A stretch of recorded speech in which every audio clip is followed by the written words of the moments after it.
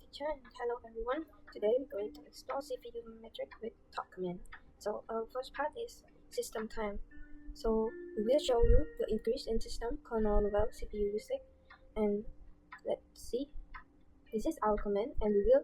test it by pressing enter and we will see if it changed the system time in here. So what does this number of the system time mean? Basically, if the amount of this number is from between 0 to 5%, this means that the system time is in low level. Basically means that it isn't doing anything that is hard. But when it is around 5% to 20%, it will mean that it is on medium level. And if it's around 20% and above, it will mean that it is high level. And we will use this command to test the CPU kernel usage.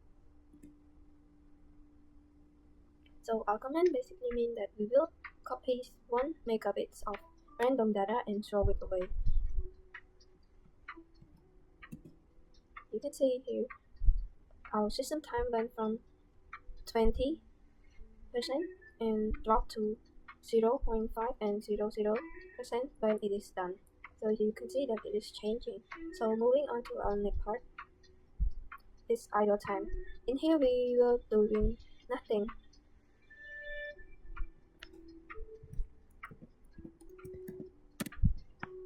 You can see that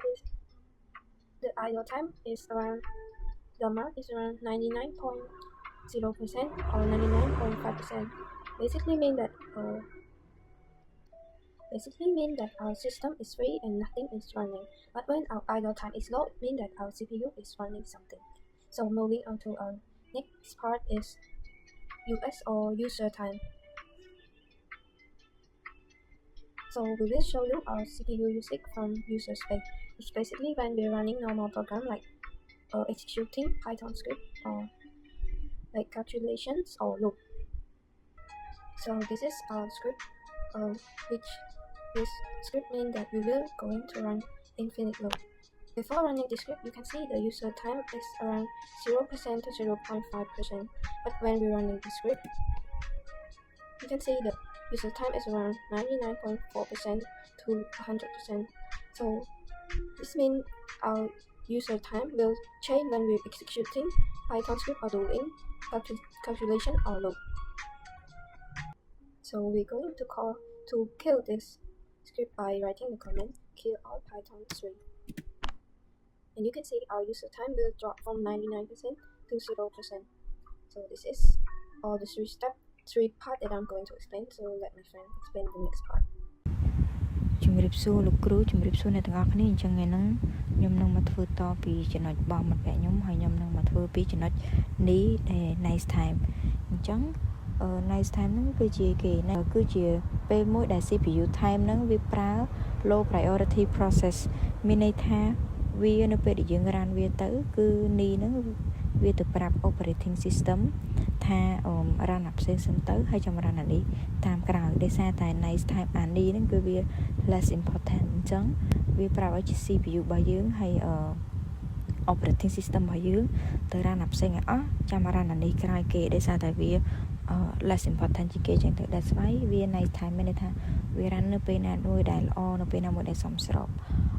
also ដែរអានេះគឺវាប្រើ lower priority អញ្ចឹងខ្ញុំនឹងមករានតែឲ្យមើលដែលខ្ញុំនឹងប្រើ script Python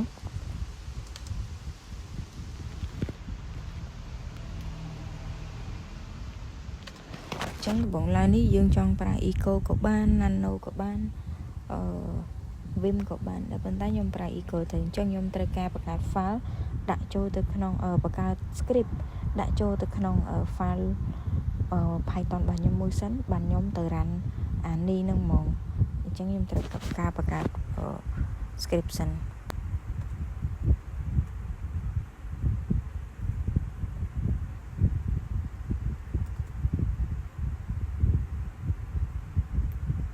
អូខេអញ្ចឹងអានេះត្រង់នេះគឺខ្ញុំបានបង្កើតscript មួយហើយឲ្យវាដាក់ចូលទៅក្នុង loop.python ហើយខ្ញុំនឹងមក run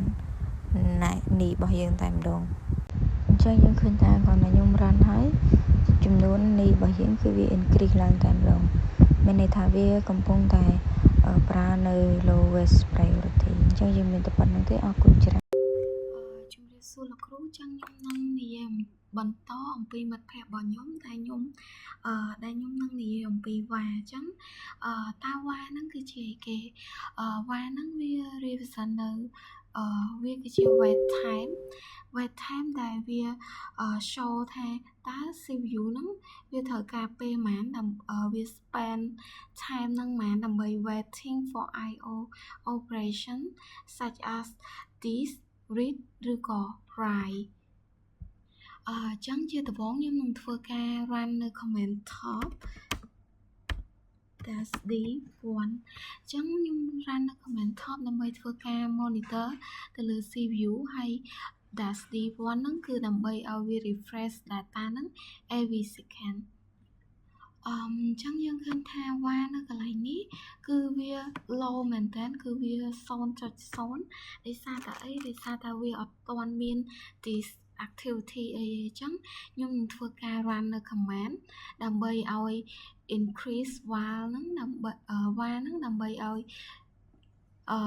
ខ្ញុំនឹងធ្វើការដើម្បីបុក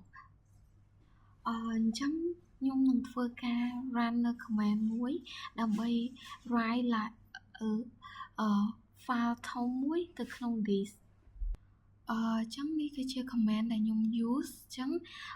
dd នេះមានន័យថាយើង copy data into ពី one location ទៅ another location មួយទៀតអញ្ចឹងអានេះវាគឺជា file input ហើយអានេះវាគឺជា file output ហើយនេះវាគឺជា block size ហើយអានេះវាគឺជា count នេះវាគឺជាចំនួនរបស់ block អញ្ចឹងមួយ block យើងត្រូវការ1 MB ហើយអញ្ចឹងក្នុងមួយ block យើងត្រូវការ1 MB ហើយយើងមាន1000 block អញ្ចឹងមានន័យថាយើងត្រូវការ1000 MB ឬក៏1 G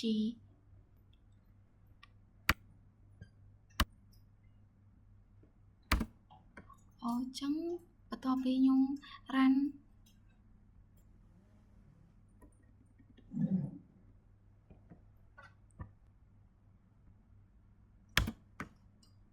បន្ទាប់ពីខ្ញុំ run អានេះហើយខ្ញុំឃើញថាមិញគឺវ៉ារបស់យើងគឺវា increase អញ្ចឹងមានន័យថា CPU ហ្នឹងវា wait ដើម្បីឲ្យអា process ហ្នឹងវា complete អញ្ចឹងអាហ្នឹងវាគឺជា process របស់វ៉ាវាគឺជា waiting time ដែល CPU ហ្នឹងវា spend ដើម្បី complete one process. Yes, and that's all our content. Thank you, teacher, for your watching.